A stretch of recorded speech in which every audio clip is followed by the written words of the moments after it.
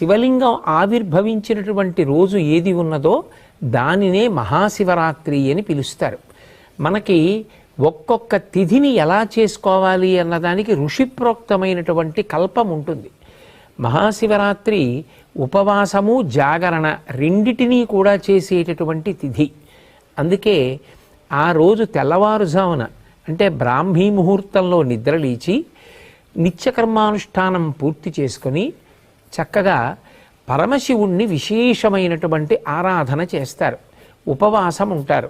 ఉపవాసము అన్న మాటకు అర్థం ఏమిటంటే ఎటువంటి సాత్వికమైన పదార్థాన్ని తీసుకుంటే కనురెప్ప పడిపోకుండా నిద్ర రాకుండా మనసు భగవంతుని పాదముల యందు నిలబడుతుందో అటువంటి ఆహారమును పరిమితంగా తీసుకుని శరీరాన్ని భగవంతుని యొక్క ఉపాసన యందు నిలబెట్టుకోవడానికి యోగ్యంగా సిద్ధం చేసుకుంటారు. కంటికి